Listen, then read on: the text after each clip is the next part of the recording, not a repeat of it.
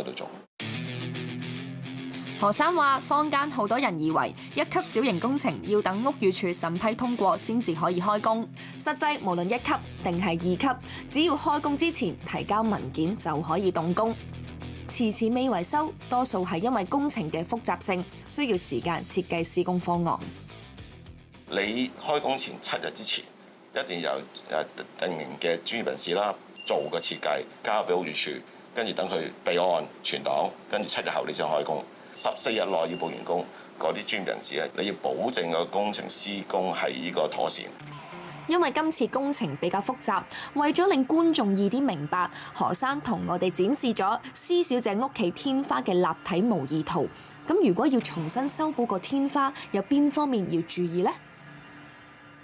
好大部分嘅石屎都破損咗啊、老化，甚至係碳化晒，亦都好鬆散嘅。就咁睇落，起碼都有我諗有70%樓板咧，其實嘅要移除嘅，要做一個好重要嘅咩咧？重鋪嗰啲鋼筋，鋪嗰條新嘅咧，我就唔可以就咁喺度起點就駁到呢個頭尾就算啦。要重疊有我哋叫做起碼有1尺啦，300mm 係最少嘅要求㗎。頭尾都要重疊，再落翻石屎包翻住佢。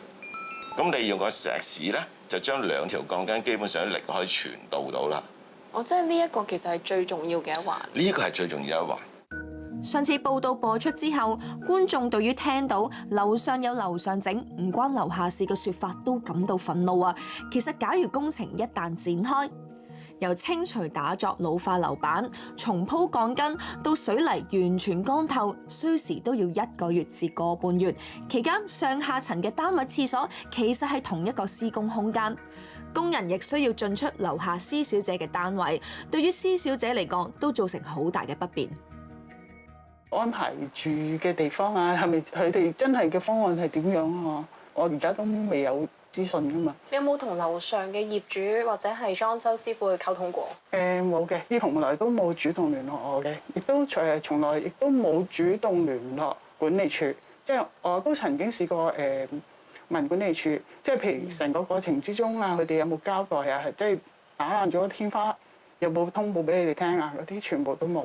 好無奈咯，無助咯，但係即係有好多嘢自己又安排唔到咯，即係唔敢安排住咯。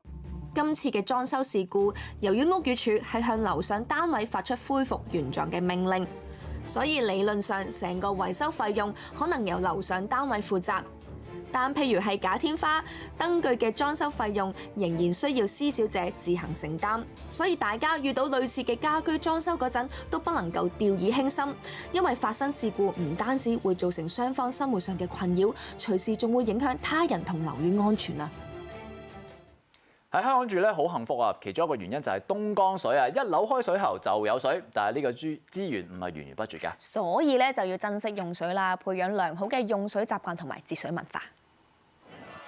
為咗響應